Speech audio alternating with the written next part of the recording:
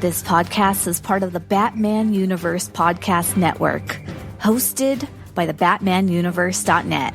Check out everything related to Batman and the entire Bat family at the BatmanUniverse.net, including news and original content related to comics, movies, television, merchandise, video games, and more.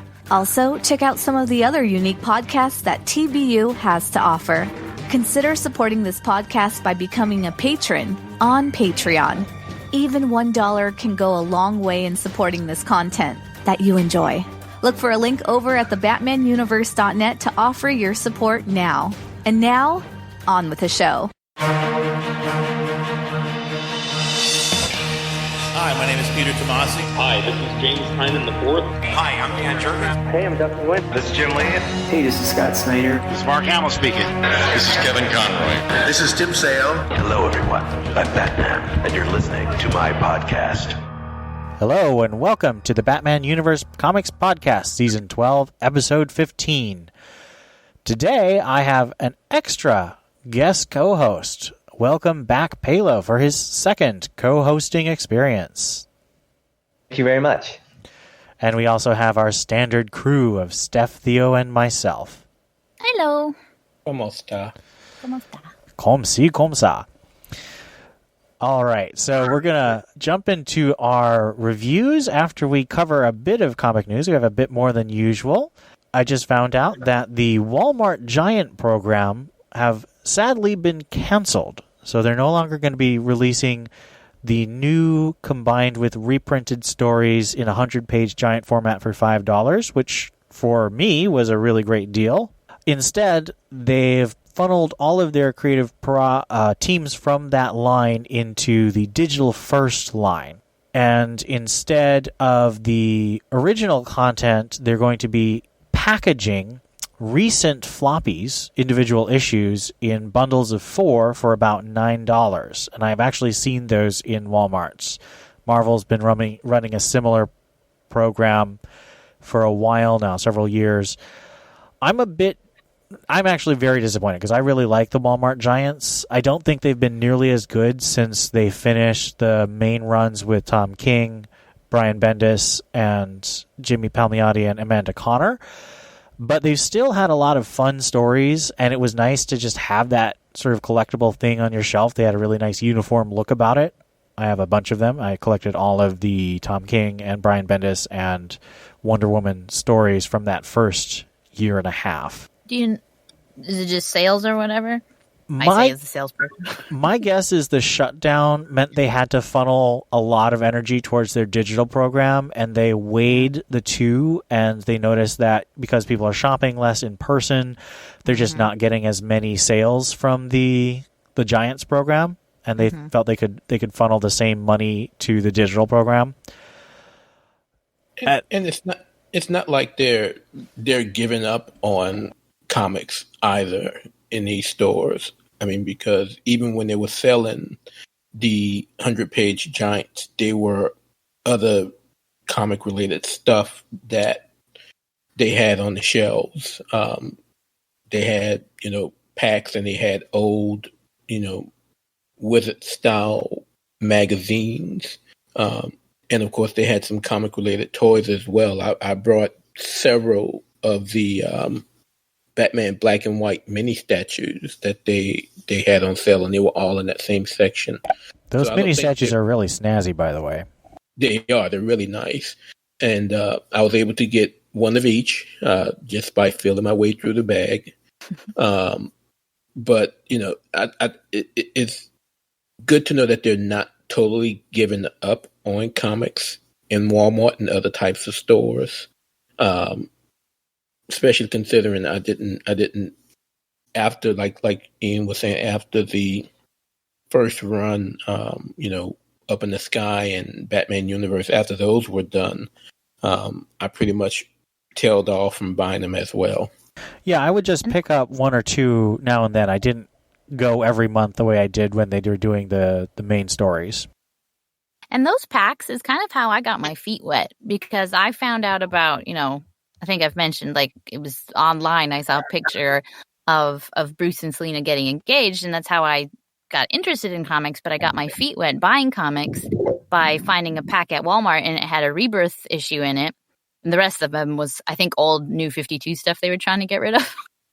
So the rest of it didn't mean much to me. But, those are cool for people who are curious but don't really know how to buy comics or where to buy them, or just, curious. I wonder if part of this, the notion of selling the packs, these books as packs, is a part of their justification for making comics returnable with comic shops. Because I believe, when DC started shipping out again, they said that they were making some of their books returnable again. That's a really good point. And I know that they must be getting because they're, the last few months comics, I've seen like eBay reselling of these packs because they got like collectible things that people think are worth selling on eBay. So that would really answer where the pipeline of these issues is coming from. Yeah, just comic shops returning them and not losing money, but DC still finding a way to make money by shipping them off to Walmarts and other stores like Target, and still allowing another pipeline to get into the industry. Because you'll find more youngsters in Walmart with mom and dad than you'll have them asking to go to a comic shop. Agreed. Although I think that the price point of $9 rather than $5 is really. Mm-hmm. I understand why they're doing it, but it. I look at those packs and I'm like, even if I didn't already have those, because I collect Batman, so I don't need those issues. It just feels high. The difference between $5 and $9 is a big mental leap. So I think that they probably should consider dropping it just to have that psychological. How many are in the pack? 4. Okay, so that's what, less than $2.50 a book. So it's about $2 a book. Yeah, it's a good deal per book. But how many people actually think per book when they're getting a bundle? I mean, I think most people. There's a reason that the 99-cent thing is a thing rather than $1, because that 1 cent makes a big psychological difference. And so I think that even though per page you're probably getting a better deal than the Walmart comics, it doesn't work that way when you're doing the impulse buy that DC's trying to get with these packs. This is a checkout line type people. They're just like, oh, that's a good deal. I want to put it in my cart. Mm-hmm. Yeah, I got it when it was 5, so I don't know now if I would get it when it's 11 or whatever. Well, hopefully it's successful for them. Hopefully. Absolutely. 9. Another issue I found myself running to Walmart at the same time every month because there were so few of the 100-page giants that would be shipped out. Perhaps it's also an issue there. I still don't have Batman #5 from the first run. And even though I was making every effort to collect them all, once I realized I did not have 5 and I could not find 5, I stopped caring as much to collect the rest. Maybe with these 4 packs, that sort of continuity won't make as much of a difference to people like me who are almost OCD with collecting every single issue. I really feel you there, Palo, because I got everything, and sometimes when I didn't have it, I would have to eBay some of them. And I didn't get the final issue of Superman. I was so angry because I went the day after they came out, and someone had bought all 5 of them, and I finally got that final issue on eBay a couple of weeks ago. And that's a year after the original issue came out. So I really feel you. If I'd missed one of those and I wasn't willing to go on eBay and spend like $4 or $5 extra to get it, I really would have struggled with, do I really want to keep collecting these? Exactly. Yeah, well, the problem was sometimes a particular Walmart just never got the book. That's very true. I was fortunate. I have 2 Walmarts that's in driving range of where I live, and one pretty much was always 1 to 2 issues behind. Because I remember, everybody went stone cold crazy with the episode. With the issue of Up in the Sky when Lois died over and over, and people were crying out murder because they couldn't find that issue. People were picking up 5-10 copies and trying to eBay them. And I was lucky that I was able to find one, even though Walmart and DC had this deal, to where, okay, these are the set number of stores that's going to get these books. It didn't mean that they always got them. Yeah, there was a lot of behavior that I really didn't appreciate from the online market community about the Walmart books. All right, so I wanted to move on a little bit to the Digital First program, which has sort of replaced the Walmart program. This week, and actually today, we're recording on Tuesday, which is the Batman Gotham Knights Day. They dropped an issue of that series, Gotham Knights, and that's spelled with an N, not a K. That was called Five Little Robins, written by Tim Seeley, who wrote Grayson and several other, and Nightwing, and illustrated by V. Ken Marion. And it features all 5 in-continuity Robins. So that's Dick Grayson, Nightwing, Tim Drake, Jason Todd, Red Hood, Stephanie Brown, Spoiler, and Damian Wayne, current Robin. And I highly recommend getting this. It's $1 on Comixology or DC's own digital platform. It's really good. What? Or Amazon. No, it's not on Amazon. I've been looking. Well, Amazon is Comixology, isn't it? Yeah, I bought mine from. I always buy mine from Amazon. Oh, because if you buy on Amazon and you link to your Comixology account, your library transfers over. Oh, there it is. Okay, so you can't pre-order on Amazon. I guess you can pre-order on Comixology. Really? Yeah, I pre-ordered. Matter of fact, I was up at around midnight last night, and I got the ping saying that they've charged my card for it. You must teach me your ways. I was not able to do this. I bought it through Comixology. But it's a really great issue. It's a fun series. It's got a lot of focus on other non-Batman characters. So you got an issue about Duke Thomas. You got some stuff about the villains. And Red Hood was last week. But this week is all the Robins. And it's just a really fun anthology, sort of round robin. Each issue is $1. It's not a full 22 pages. Usually, sometimes it's 15 pages or 14 pages this week. Sometimes it is a full 22 pages, but it's a really good deal. Pretty high quality, pretty good creative teams. They're not, doing the bottom of the barrel stuff that they sometimes do for these promotional comics. And I just wanted to highlight that because, Stephanie Brown appearing as a Robin in this comic is a big deal for me.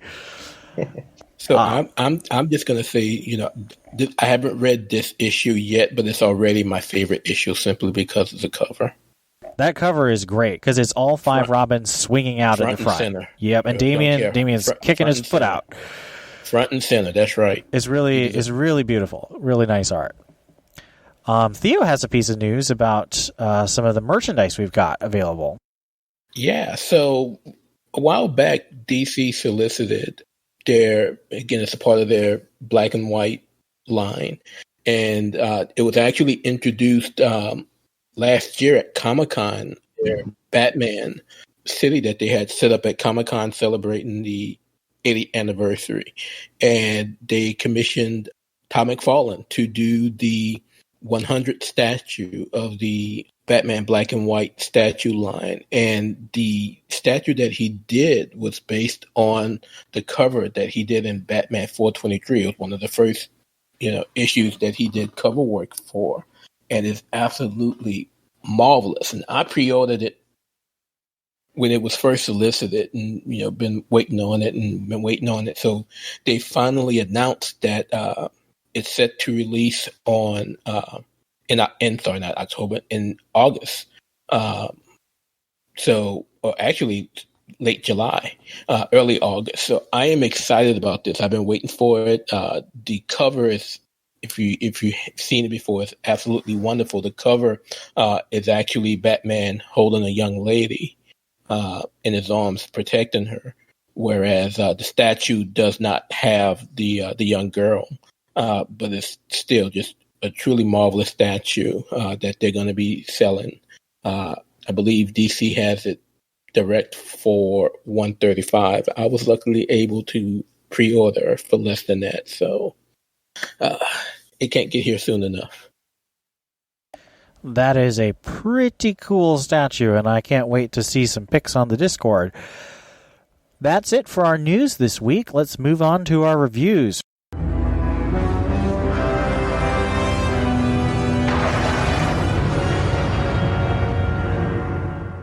First up, we've got Batman number 94, written by James Tynion IV, illustrated by Raphael Albuquerque and Guillaume March. In the past, Bruce reflects on designs for Gotham City. An old man in a coat and a hat trudges down the street. Bruce gives chase. The old man, Cassandra Wycliffe Baker, brushes Mr. Wayne off. Cassandra wants nothing to do with Bruce, though he was once the world's greatest detective. He disappeared because he was humiliated and outmatched by arch-enemy, the Designer. He then informs Bruce that he'll teach Bruce the most important lesson of all, how to lose. In the present, Lucius Fox arrives to help a badly injured Batman, telling him that he must go to a hospital. Batman ignores him, saying that the Joker stole the Wayne fortune. He demands to speak with Catwoman. Batman apologizes to a barely conscious Selina over the phone, telling her that this is all his fault. He pushed everyone away. Bruce tells Selina he understands if she needs to leave, but he wishes she would stay. At a private airfield away from Gotham City, the assassins load up onto their private jet. Cheshire walks over to Deathstroke, and he tells her he's taking one last look at Gotham before it's destroyed. At the hospital, Batman finds an empty, bloodied bed where Catwoman was, moments before. Just then, Joker's goons enter, noting it was smart of Batman to get Catwoman away from them before they could collect her. Punchline kidnapped Lucius Fox, and Joker's goons open fire on Batman, so he leaps out the hospital window. Somewhere secret, Catwoman awakens in a luxurious bed. Penguin informs her that he's the wrong Wind Creature, not Batman. He grants her entry into his private lounge, the Cool Room, which is on lockdown so that no one is allowed out as Joker's war rolls over the city. Batman climbs atop a skyscraper. A giant red bat symbol lights up behind him as he promises Alfred to become a better Batman. This is the ending of Their Dark Designs, a 9-part story arc which leads into Joker War. First question, how do you think the story ends? Or do you think it doesn't end? I really feel like it sort of peters out as if it should have ended, but maybe because of the upcoming Joker War, it feels like it's just kind of dragging along a little bit into almost a non-ending for me, except for that very last page that seems to be a clincher. But I really didn't get a feel for an ending for this particular arc. Yeah, I mean, because in fact they open up some more cans of worms that they don't seem to really intend on answering, because you've got, what's his name, Baker, who's got something to do with the Designer, so he's in the book again. Thought we were finally done with him. And although it doesn't really seem to end, but it does seem to, all the threads that were followed for the Designer arc, whatever, do seem to be flowing right into Joker War. So yes, there is no ending, but I think that's okay. Like, there wasn't anything I felt I needed closure on or a conclusion to in this story. I don't want to compare it to War of Jokes and Riddles in that I wanted it to be over, but it was shorter than that one. But also, it kept me interested enough in what was to come that now we're on the train to Joker War. I'm good. I'm content with what we have read, and I am happy with how it set it up, and I'm ready for Joker War. It had a very Scott Snyder type of feel to it. You know, the type of book that ends but doesn't. But here it works because we know that this technically isn't the end. You know, it's the end of the story arc, but it's not the end of the overarching story that Tynion is leading us into. So I'm okay with how it ended, knowing what's to come. I would argue that this is actually the ending of Act 1. Just because we know Joker War is coming, and we know that Tynion doesn't intend to leave the book after Joker War is over. So this really feels, I wouldn't say like setup, but it is a cliffhanger on purpose. And I kind of wish that it weren't the cliffhanger of a 9-issue arc. It's sort of like Super Heavy. I mean, I think Theo will agree with me here. It's not necessarily that you couldn't tell good stories with Jim Gordon as Batman. It's that you didn't need to tell a 10-issue story with Jim Gordon as Batman. It would have been much better if you'd told, 2 5-issues, or maybe 2 3-issue stories and 1 4-issue story. I think you could have used these 9 issues, done a 4-issue and a 5-issue arc, or 3 3-issue arcs, and sort of set the status quo of what James Tynion's Batman would be like long term. The big gap we had in the middle, which is definitely not Tynion's fault, it doesn't help the fact that this is just a really long arc that takes place over one night. I mean, not even 24 hours. It's a really long comic page length for how much time actually passes. I'm in agreement with that. It is the long story for less than 12 hours. We get a lot of history, though. We don't We care do. about all of it. I mostly do care about it. I mean, I like the detective. I think it's a cool little thing for him to have as part of the I was world talking building. about the designer mostly. The which one? I was talking about the designer mostly. Oh, I like the backstory of the designer, though. That story where you see, Selina, Riddler, Penguin, Joker, all going to meet the designer. I thought that was a really cool issue. The costume just sucked so bad. But it was your favorite costume for Selina. Oh, yeah. Oh, yeah, it was my favorite costume for Selina, but the design is just terrible. I agree. Designer was not the best part of this arc, even though he's supposed to be the big bad. But he didn't turn out to be the big bad, so whatever. Our next question is, the end of this issue says next month. I think this is because originally this was going to be at the end of a month, and because of the lockdown and the way the issues were released, it was actually shifted to the first release of a month. So it's really, I checked the solicits, we are going to get Batman number 95, the first issue of Joker War, in the 3rd week of July. So don't worry about that. This run was also not going to be shifting monthly because they really want to get to issue 100 for that 100 sales boost.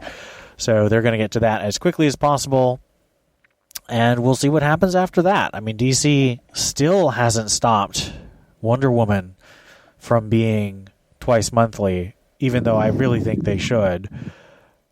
But they really like their double shipping. Are they expected to get to 100 before 1027? Or right after? I think it's right after. I'm pretty sure September, which is when 1027 is supposed to come out, is also when Batman 99 is solicited. So I believe October will feature Batman 100, which is decent scheduling, but it still doesn't fix the fact that I really think they need to stop double shipping now, because it puts too much stress on the stories and the wallets, and I think people think differently when they're creating a twice monthly book. How did you like the references to Batman Year One and Batman R.I.P., or any other references you thought that Tynion was seeding into this book? Honestly, and I feel a little educated here. I didn't really catch any on my read-through. You have me at a disadvantage here. Well, the big one... We all know that time... Oh, sorry, go ahead. The big one for me... Well, I actually had someone point out the R.I.P. So the big one for me is, at the end of either last issue or the issue before, the designer is found in Wayne Manor sitting in the chair that Bruce was sitting in during Year One, when he has gone out and fought with Selina and fought with a pimp, and he failed. And he says... And he's bleeding out. He got shot by the police. And he says, I will not ring for Alfred until I find the answer to how I can fight crime. And a bat crashes through the window, and he says, "Yes, Father, I will become a bat." Was that the man, or was that Wayne Enterprises where the designer was? I'm pretty sure it's the same place because it looks identical to me.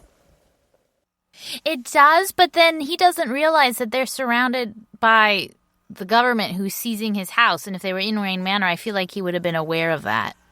I think it was at Wayne Enterprises, and he just had that room look similar.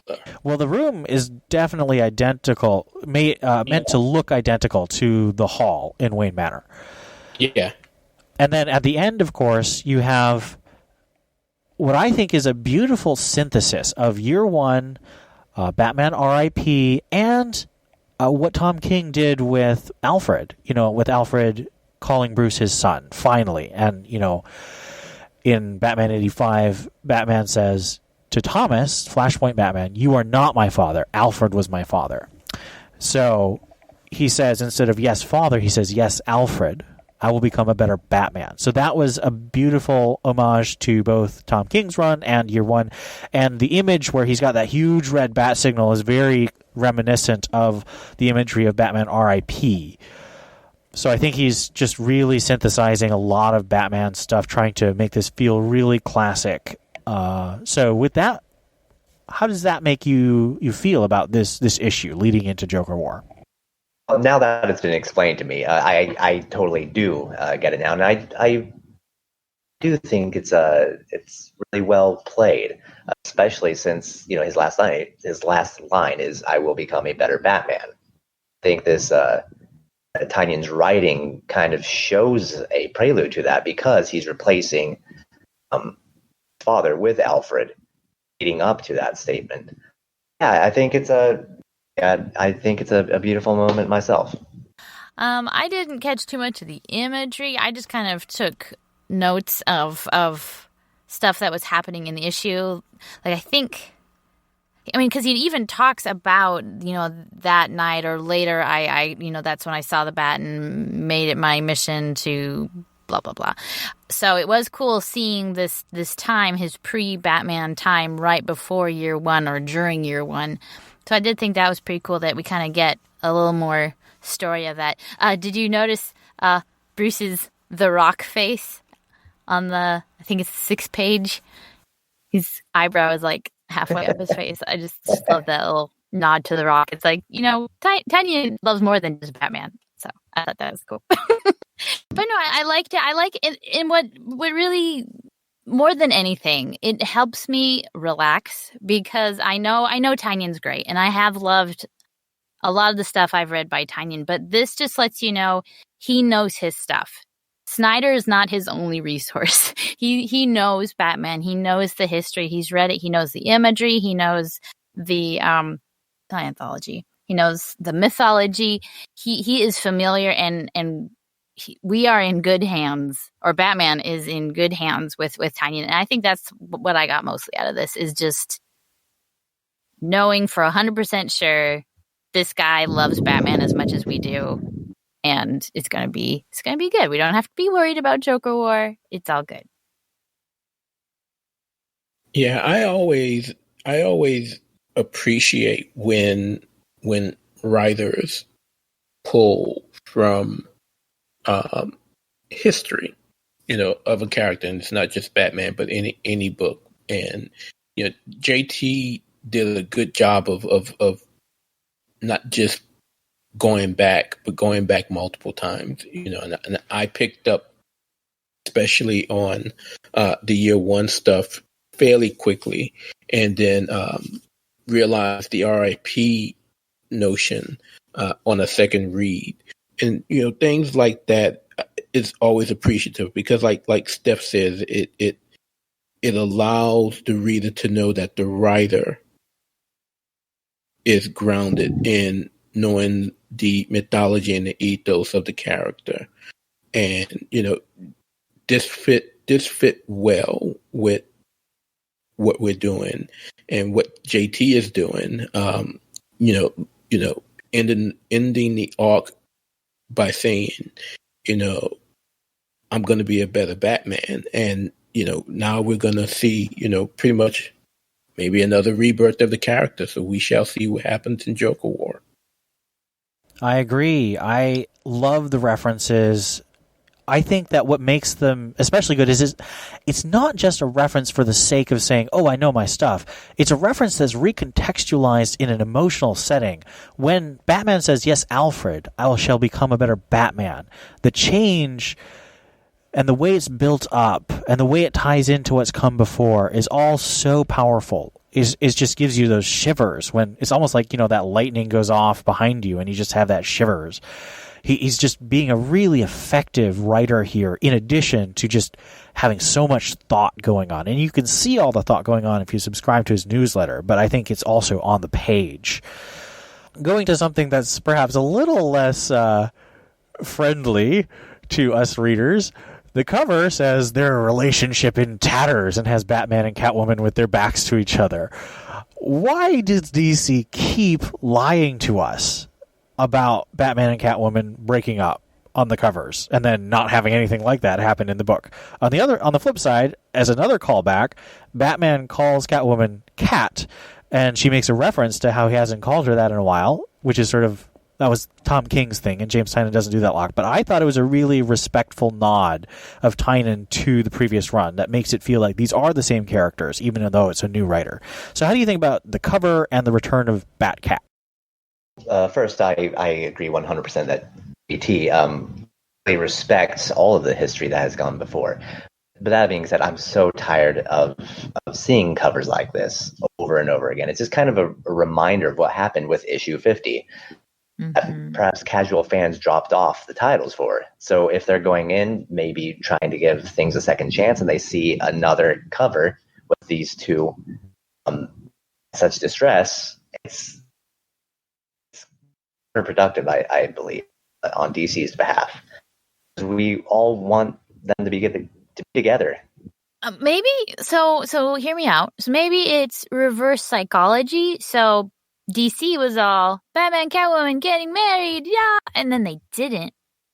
And everyone was a sucker and bought that issue. So maybe they're counting on people having learned their lesson. And so now when we see Batman and Catwoman break up, it's like, oh, their relationship will get strengthened in this issue and they're going to make steps forward in their relationship. That's wonderful. And then people buy it because they know that DC is a bunch of liars. That's my theory. That is amazing. Theory. That's amazing, but I think that gives DC way too much credit.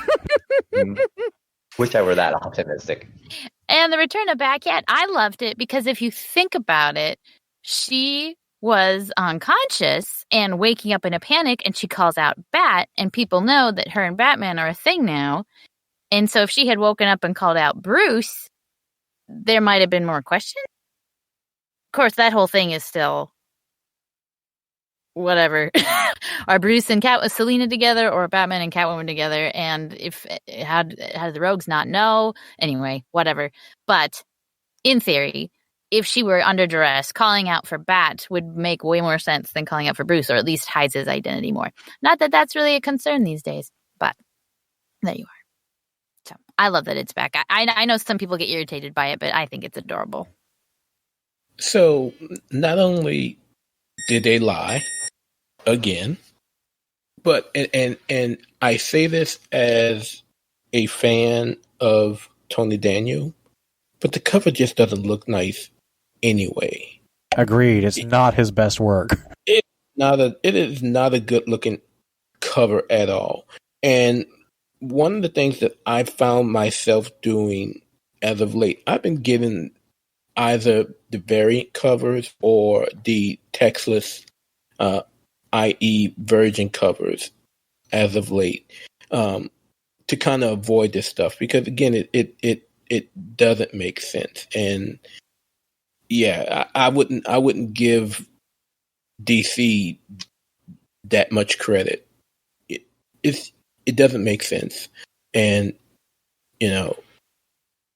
yeah, I'm as far as the return of Batcat, yes, all day, every day. So once again, DC, if you're listening, can y'all release Batcat already and get it over with? But no, I've never had an issue with that term. because that describes who they are, and that's how they've always described themselves. So I'm okay with that. I think the cover, as Theo says, is not very appealing. I think that the use of the cover itself is not great, but adding that text to it is just frustrating because they keep doing it, and they're doing it again during Joker War. So I'm just really over them trying to tell me that Batcat are breaking up, because it's cheap. It doesn't make me feel like DC is treating this story with respect.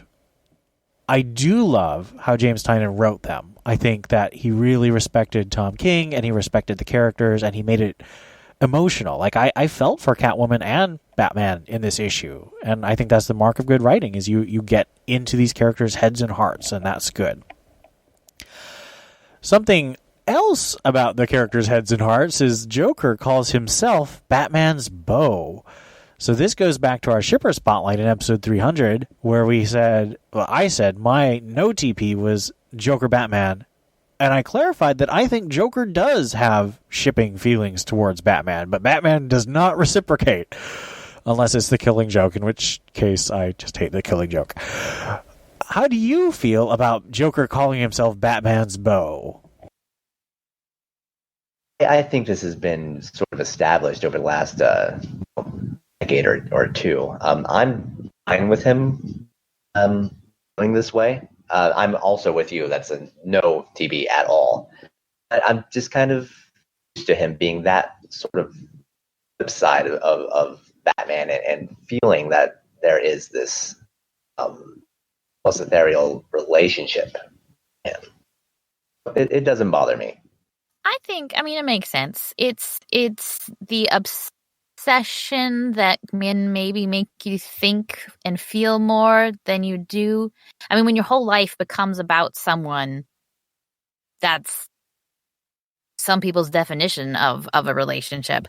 So it would make sense that someone as deranged as Joker, who's so obsessed with Batman, would, in his mind, consider himself like, why would Batman even think about anyone else? I'm his greatest enemy. His mind should be on me all the time. So I think it makes sense. It's creepy as all get out, but it makes sense with the character.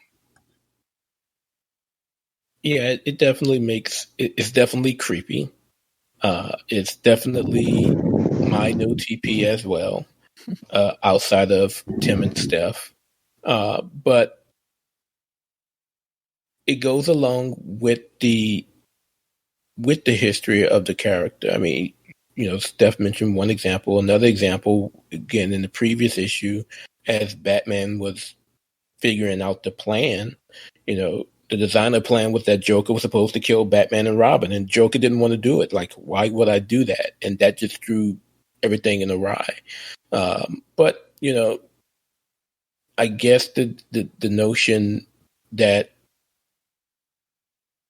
Joker has this obsession with Batman and being the beau of Batman, even as a villain, is always going to be with us. And I'm okay with that, as long as someone doesn't get the nerve to be crazy enough to have Batman reciprocate it. Then I'll have problems. But I'm okay with it. Well, tune in for what I firmly believe is going to happen in Death Metal. Batman Joker kiss. Anyway. Another reason to not read it. That covers all the questions I had for Batman number 94. Let's give our ratings. Out of 5 Batarangs, how many would you give this? Honestly, I felt this was. I wish there were more to this. It feels like it was lacking something. I'm not quite sure what it is for me. Maybe it's the lead up to the Joker War that was more hyped up, and which I'm getting excited about myself. But I felt like maybe something in the writing took away from it for me a little bit. The art was great. I'm just going to give this a 3. Feel like I have been lowballing these issues, and they're so much better, I think. And then upon reread, I do tend to like them better. So, and one thing we didn't even really talk about is when Selena wakes up, she has enough clout left in the villain community that they've actually rescued her, and that's the reason that she's not in the hospital. It's not that she ran away from Bruce like Joker says. So I don't know. There's a lot of things I really liked, and the art's pretty good, and I think it's doing a good setup. It's one of those issues that 3.5 seems too low and 4 seems too high, but because I've been lowballing it, I think I might give it a 4 out of 5.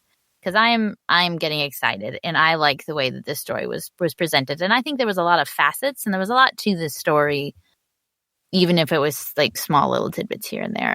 I think it was very well done. I am torn between giving it a 3 or 3.5. And Palo made a good point. Throughout this arc, it seems some things got lost and trailed off. And the best way I can describe it, and I'm going to go into television a little bit, is the Netflix effect. Things start out great, and then it gets to a point where those middle episodes, they can almost do without. And then you get to that crescendo, and it's starting up again at the end. And the arc as a whole kind of does that. And I think we're at that point now that we're ending this arc, that it's that low, and that we're going to get into that crescendo again, and things are going to pick up as we go into Joker War. And it kind of, I guess, goes to the argument that this arc could have been shorter than the 9 issues that it was. But I'm gonna give it. I'm gonna give it 3.5. I'm going to give it a 4. I think this was a fantastic issue. I love the references. I love the art. I love the relationships. It's everything I like about Tynan's writing at his peak. So it's definitely a 4. Very excited to go into Joker Wars. Not words I thought I'd be saying at this point. I think everyone knows I don't like the Joker, but Tynan has sold me. I think it's going to be an exciting story. That gives us an overall rating. Scott, by the way, on the site gave it a 4 out of 5 as well. That gives it, I think it's a mean rating of, it's 3 4s, 1 3, and 1 3.5. That's, including Scott? Yeah, so I'm saying that's a 4. I don't care. Fudging the numbers. Yep, this is a mean of, no, it's not mean. What, median? Median. Yeah, no, mean 4. is average. Yeah. Well, it's not an average. Average would be like 3.75 or something. I think it's median. All right. So, and that is your math class for the day. We want you to review us. This is a new initiative we're doing on TBU Comic Podcast. We'd love to hear what you think about this episode. Send us a message at tbu@thebatmanuniverse.net, on our Discord server, which you can find on our website, or our Twitter. Our Twitter at TBU_comics. Or if you're a patron, on our Patreon page, which we do have a review from a patron today that we're going to read after our second review. Or you can leave us a review on Stitcher or iTunes, and we'll read all of your comments and reviews on air next time. To leave a review on Stitcher, just click on the stars to the left of the episode, then click on Write a Review. To leave a review on iTunes, make sure you go to the iTunes app, and you'll be able to leave a review on your device that way. We, of course, would prefer a 5-star review, but we will read all feedback, and we welcome any suggestions you have to make the show more engaging or ways to get more feedback from you guys, the fans. Now, on to our second review.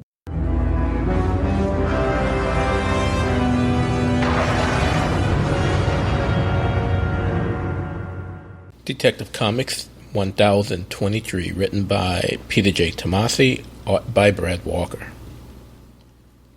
Beneath the streets of Gotham. Starting over. Beneath the streets of Gotham, Joker makes his way through the crumbled rock and finds himself standing in the midst of the tomb of the unworthy. the resting place of dead talents.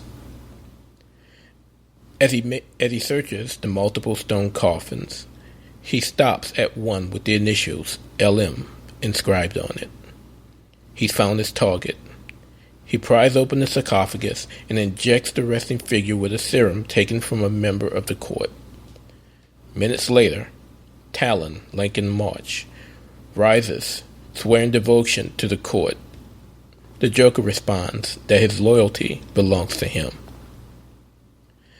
Back above ground at the Gotham courthouse, Batman is still in pursuit of Two-Face. He's wondering about the connection between Joker, Hugo Strange, and Mad Hatter to Harvey's current state of mind. He sets out to find them in the hopes of them leading to Two-Face. He sets out and questions known accomplices until finally Batman finds where the villains are said to be hiding. He crashes through a window and quickly dispenses of Strange. Before he can get to Mad Hatter, he's hit with a hypnotic device that brings unwanted visions into his head, including a now-dead Alfred, who stands before him with a broken neck. As Bruce holds the head of Alfred in his hands, he awakens enough to smash Tetch's device. With a clear head, he quickly takes out the Mad Hatter and returns to a now-awakened Strange, asking him again the whereabouts of Two-Face. Strange leads Batman to the old Gotham police armory. Batman calls for Harvey to come out. He explains that he knows what was done to him and how Harvey has been manipulated. Two-Face responds that no one controls him and attacks Batman in a prototype of the original Jim Bat's Batsuit. As the two battle, Batman devises a plan to incapacitate the suit and bring Two-Face down. He continues to reach out to Harvey, but Two-Face is having none of it. Batman ruined his plans and destroyed his church. Now he must pay. However, Batman hits Two-Face with a blast. As Batman moves in to make his final move, Two-Face stops him again. As he gets up, Batman realizes that a crack in the Jim Bat's face mask, exposing part of Harvey's face. New plan. Batman cracks the remainder of the face mask and places a device on Two-Face's temple. A shock blast is administered, bringing Two-Face to his knees. As Batman approaches the wounded Harvey, something flies into him, taking him to the ground.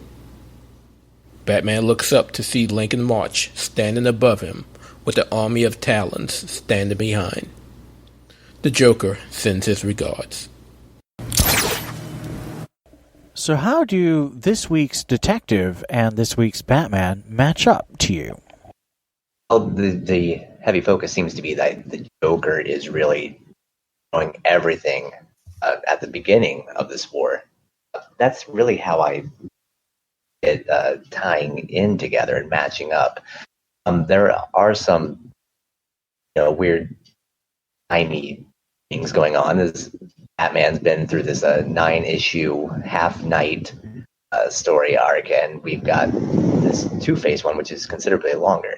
So the timing of the Joker's appearances isn't exactly, static. I still appreciate kind of how they are matching up. I was ready to hate on it, but in the end, the only thing that really doesn't make sense or doesn't make it tie in, because you could argue, yes, Batman is happening all in one night, right? So this could have happened before. Okay. That has its problems, but sure. Okay, we can go with that. Joker came back to life, quote unquote, in this one night that is happening in Batman. So for Joker to be around and sending his regards, because to be fair, Batman doesn't see Joker, but for Talon to be say, I'm here on behalf of Joker, kind of ruins that if this is supposed to take place before Joker comes. And I'm a pretty sneaking suspicion this doesn't take place after Batman, because we're leading into Joker War. So it doesn't make sense if Joker War is right around the corner for this story to be between Batman and Joker War. So it's not great. continuity wise, it's awful. And of course, none of the supporting cast is in this one. So there's no Lucius, there's no Catwoman, even though she's supposed to be around, and Lucius is supposed to be around. It's a hot mess. That's my opinion. So it's obvious that Steph read my review. Thank you, Steph. I didn't read your review. So now I feel even more hurt that she said that she didn't read it. and I'm going to rely on it a lot as I answer this question. And I started out my analysis of the issue by saying that I really should like this issue more than I do, and I really should. If this was a standalone issue, it would be great. It would be absolutely great. But it's not a standalone issue. It's supposed to be a tie-in / prelude to this overarching Joker War event that we're supposed to be getting. And like Steph mentioned, nothing matches. And even in my review, I took the time to point out just how some of this stuff does not match up, so that we really don't know where things lie with regards to the continuity of it all. In Batman that we already reviewed, Batman knows Joker's behind everything. Yet in Tech, Bruce is still trying to figure this out, with Joker being the big bad. In Tech, he takes out Jarvis Tesh, but then in Batman, Jarvis Tesh is walking around the Penguin's lounge like nothing's going on. And just like Steph said, there's zero mention of Lucius. There's zero mention of Selina, yet both of them have significant roles in the Batman arc, and will probably have the same amount of role play and influence as we go into Joker War. Yet there is absolutely zero mention of them. My hope is that by the time all of this is said and done, that all of these books will tie in and all will be in harmony. But right now, it's tough to see that it's heading in that direction. And, I've said it before and I'll say it again. This is a problem when there's a lack of editorial leadership to get the writers together to say, hey, you all need to be on the same page. Because right now it's close, but it's still not there. And it's not close enough to where those who are fans of the character and fans of the book to not realize that it's not there. And it's not good. What if the continuity is that Tom King's run ends, Bat and Cat are together, the rest of the family's kind of in disarray, as Batman Pennyworth R.I.P. showed, and then this Two-Face arc happens. And we don't know how the Two-Face arc happens, but as far as I know, Batman and Joker haven't directly interacted yet. Joker's still very much behind the scenes, even though Batman is sort of aware of him.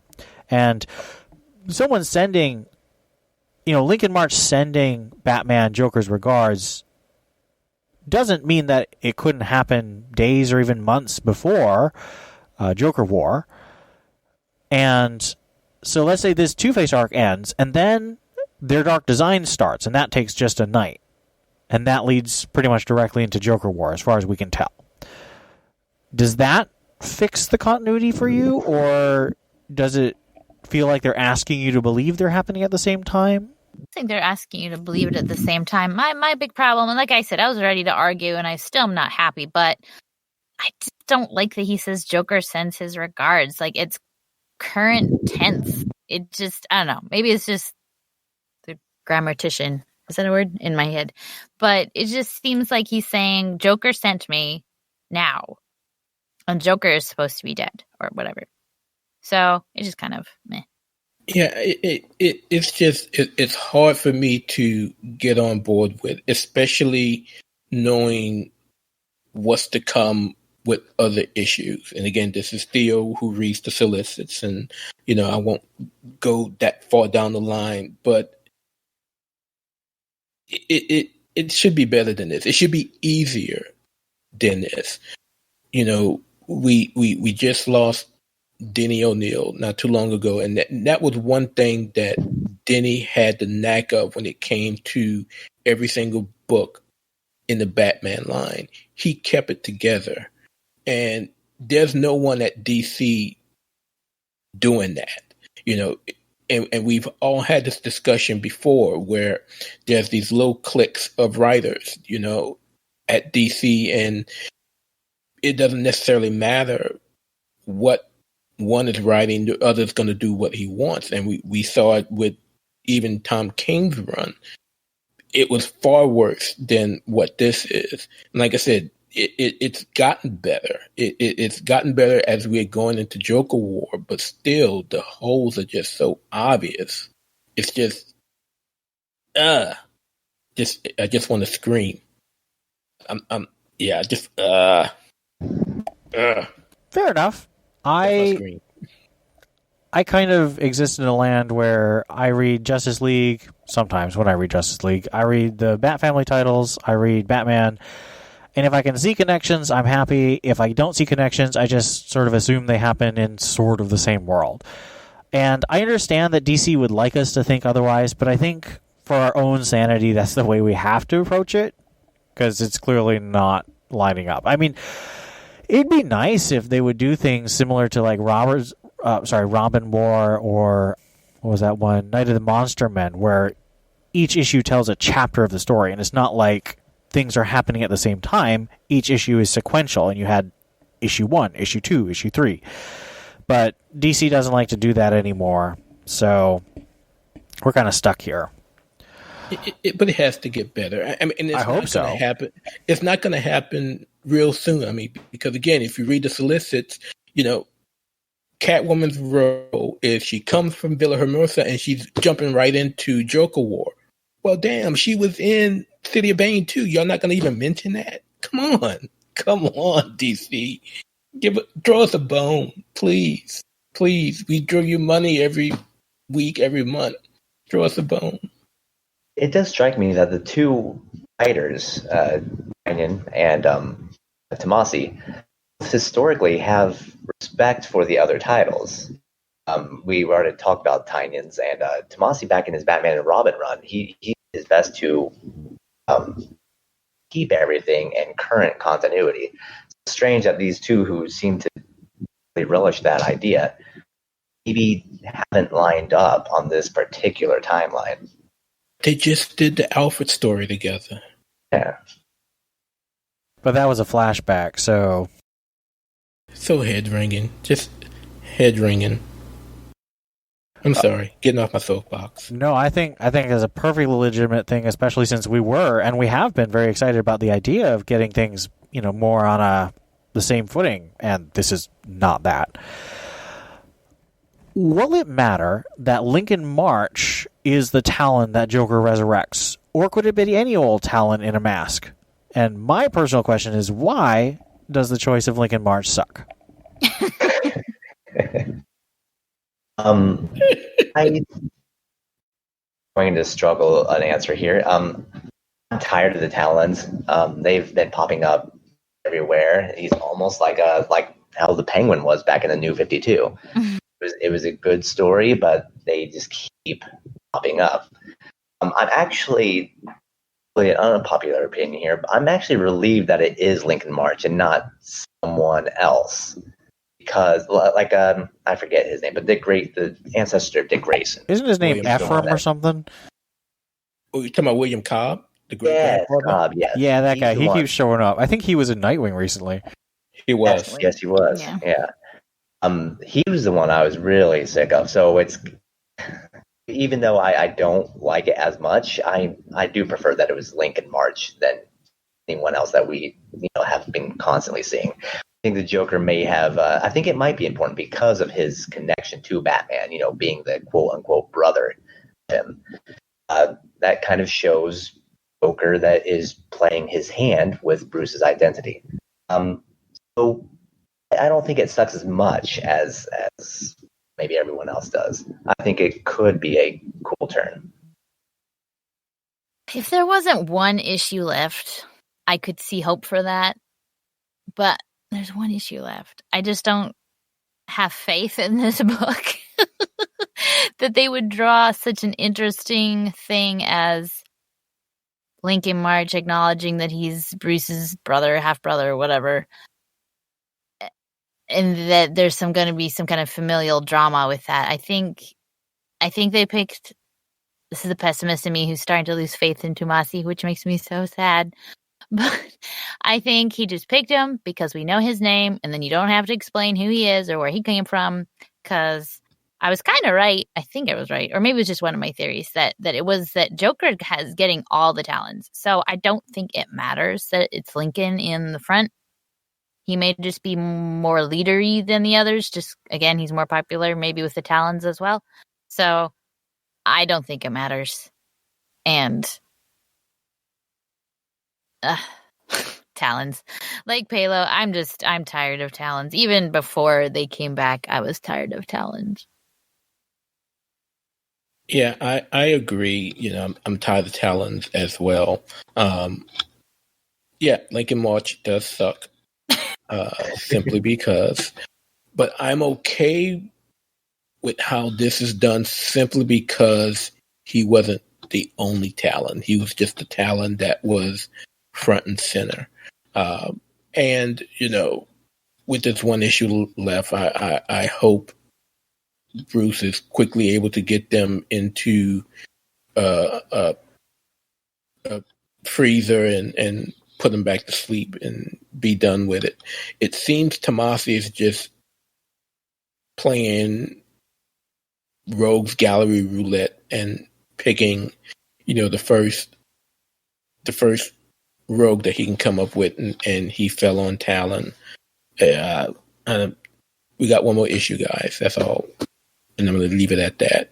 I'm kind of in the same boat as Steph, who, as a huge fan of Tomasi, was quite excited when he was named on the book, and here it is over a year later, still trying to find a way and see where he's trying to bring the character. And right now it's been tough.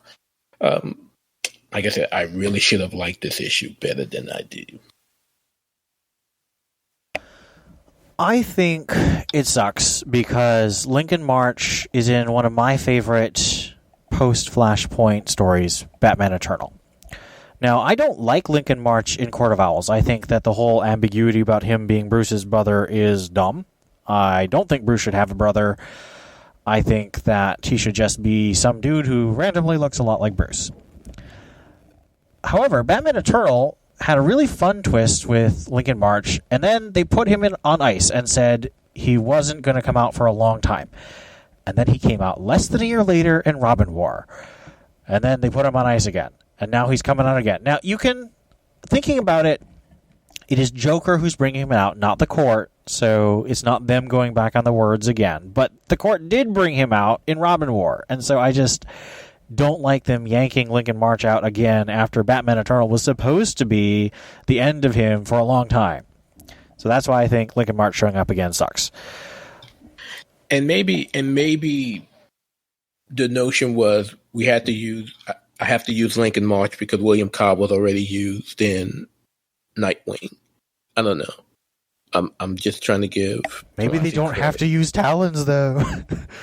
Yes, I totally agree. But just trying to throw Tomasi a bone.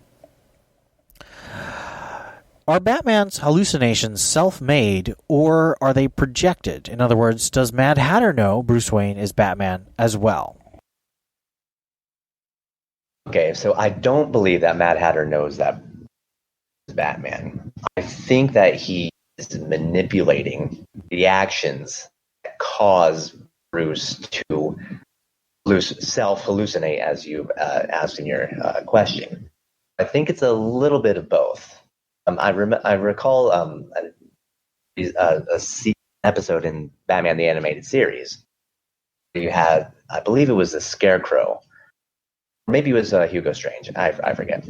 But they were doing something similar. They were sort of manipulating Bruce's brain, that he was actually self-hallucinating, whereas they didn't have information of what he was seeing. So that's my thought on that. Yeah, when I saw it was Mad Hatter, this was my question. In case anyone thinks it's dumb, is my question. Because Mad Hatter tends to be more mind controlling rather than chemical imbalance. So Scarecrow obviously, heighten your fear response and you see whatever you see. It's probably scientific or something. But with Mad Hatter, he tends to be more in control. So that's why I was just curious if this was maybe a slight departure from his MO, or maybe he's using his mind control to heighten like a fear response, and then this is just what Bruce sees. But I was just curious if you guys think that this is another villain who now knows enough such intimate detail about Bruce to be able to create these hallucinations. But I think, yeah, I mean, it makes sense that it's just all in his head, and this is not something that big fancy thing that Mad Hatter had designed. Yeah, I'm in the same boat, pretty much thinking it's all in this Bruce head. Before I go on, let me ask this question. In this continuity right now, does Hugo Strange know that it's Bruce? Bruce is Batman. Because when he smashes through the window, he doesn't call him Bruce, he calls him Batman. Yeah. Does he know in War of Jokes and Riddles?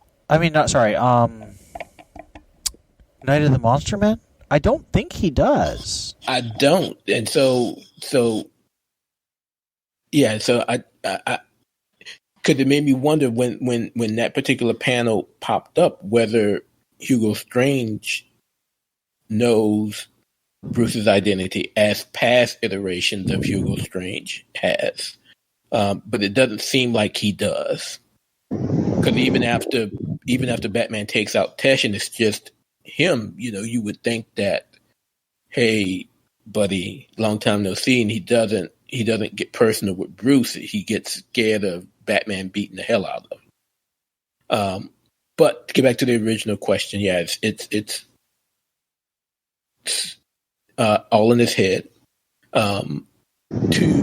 To kind of piggyback off of what Steph was saying, I see Tesh more as a mind controller and not a mind reader. So even as he has the ability to hypnotize and project these things from Bruce, he doesn't have the ability to see the terror that's going on in his head. So it's I'm definitely in the boat of it's self-made.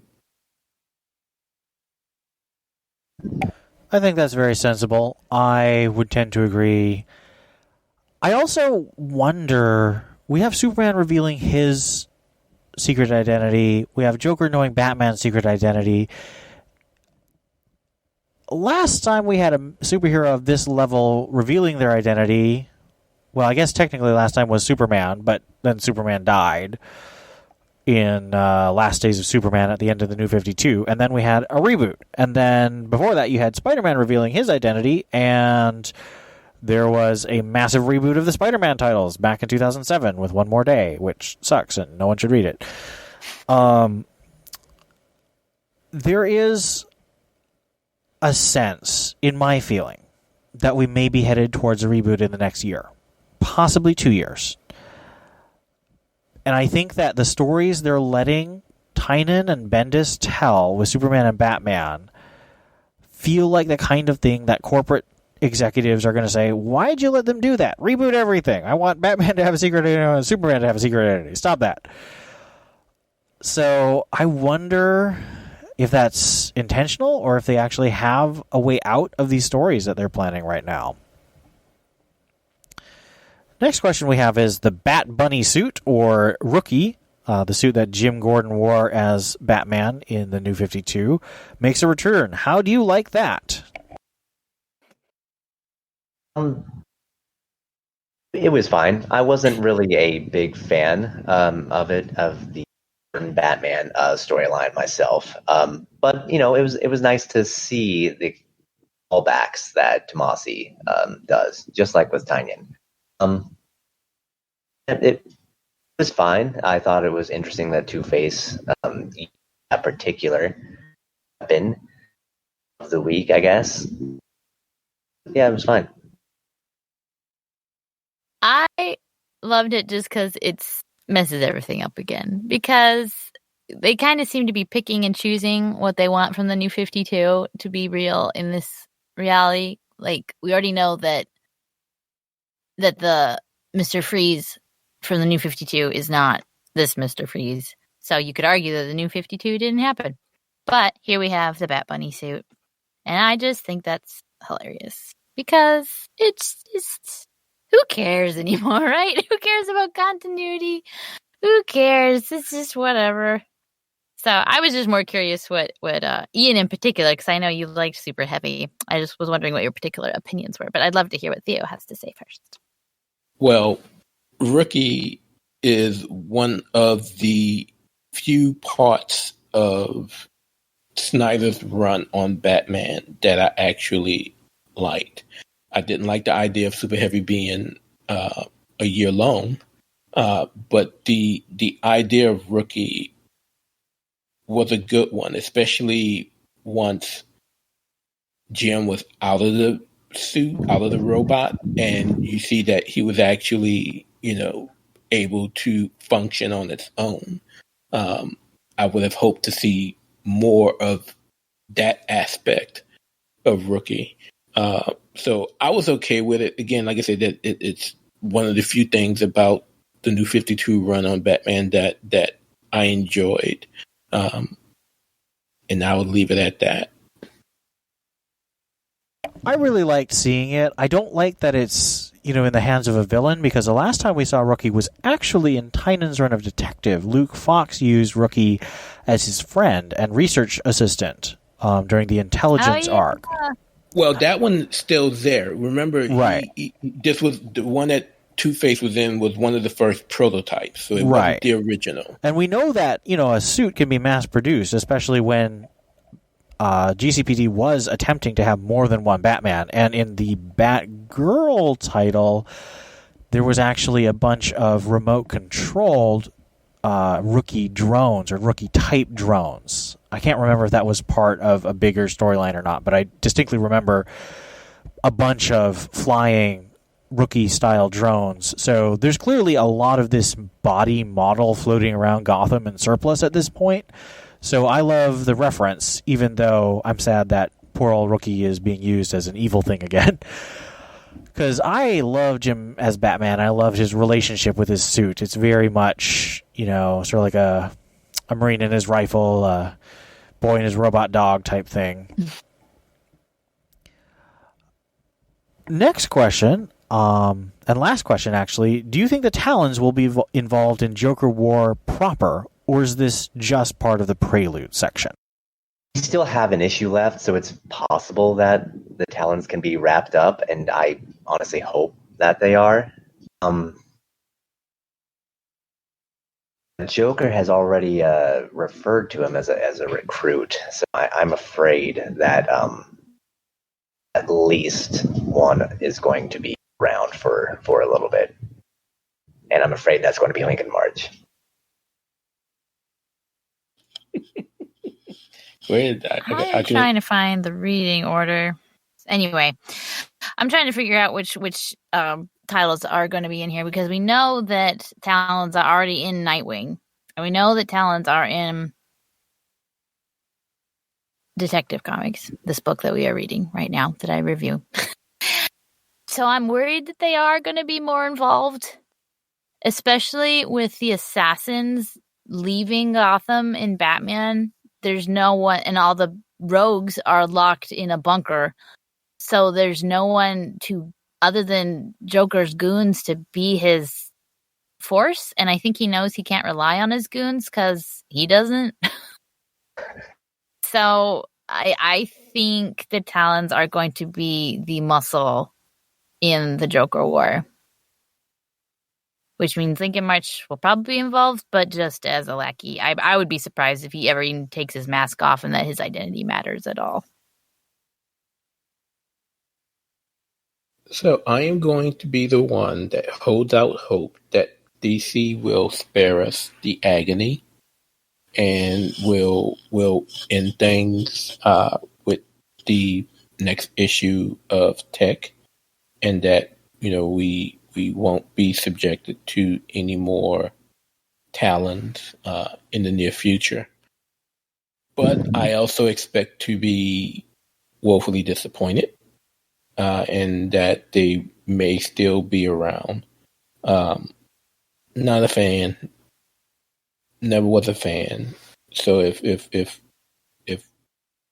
Mr. Freeze shows up and just drop a big iceberg on the Tomb of the Unworthy and put them all back to sleep, I'll be a happy guy. I don't really know. I don't really have a sense of what Joker's plan is, because all I know is that Joker knows Batman's identity and is using it to destroy him, very similar to something like Daredevil Born Again, where Kingpin destroys Daredevil's life because he finds out his secret identity. But I don't know where Tynan's going, so I'm kind of along for the ride, but I thought that this issue of Batman really got me on board, whereas this issue of Detective kind of leaves me kind of, whatever. So, with that being said, go ahead. Let me ask a quick question. Do the Talons know Bruce's identity, considering the court does? I mean, Lincoln does. Right, I know, right. Of course, and Lincoln William does. Cobb has to. Yeah. I think it really depends on how high up in the hierarchy the Talon was. So obviously Lincoln and William were very high up. I think your quote-unquote average run-of-the-mill Talon probably doesn't. Strix, I'm pretty sure doesn't. Strix was the Talon who joined Batgirl. And I think she joined the Birds of Prey in that terrible New 52 run. So what are our ratings out of 5 Talons? Talons. I'm going to give this a 2.5 out of 5 Talons. 2.5. I gave this a 3 on the website. If this was a solo issue, it probably would have been a 4, but the holes were just too much for me. So 1 Talon less. So it's stuck at a 3. I think I'm going to give it a 2.5 out of 5 as well. Brad Walker is a very good artist, but I just don't enjoy his stuff as much. So that's where I'm going. It's average. Quality craftsmanship, ideas, and execution kind of make it average for me. And I think that the median rating would be a 2.5 out of 5 for Detective Comics number 1023. We do have 2 pieces of feedback from our listeners this week. Sorry to interrupt, Master Bruce. Ringing your phone now. This needs my attention. Johnny McCloskey said on Patreon, I think, I had to stay out for a month or so on Patreon, but I'm back. Really loving the new addition of Theo to the podcast. And Ian's love of Stephanie Brown shows that he has incredible taste. Finally, I love the element that Steph adds to the show. Checks in the mail. Thanks, buddy. Well, I don't know who sent us the check because he gave us all great props. We really appreciate that, Johnny. We do definitely. I have really appreciated my co-hosts, Theo and Steph, just the different perspectives they bring and the fact that we can have these different conversations so it's not just all repeating the same things. And, of course, I really appreciate our guest hosts like Palo who have come on and given us their time to give a new perspective. And our second comment was on the Discord. Caspian73 said, been listening to episode 300. Sorry I'm late, and it's really good. Enjoyed Dustin's intro song, LOL. Stella was fun to listen to, even though I'm not a big romance guy, and the different ships. And I miss the old Dustin-Ian arguments. Lol. Well, I'm with him too. I miss this argument. I always feel awkward about trying to be too argumentative when I'm supposed to be leading the podcast, because I feel like it's like a moderator getting involved in an argument with a regular poster. There's just this sense that it's not fair.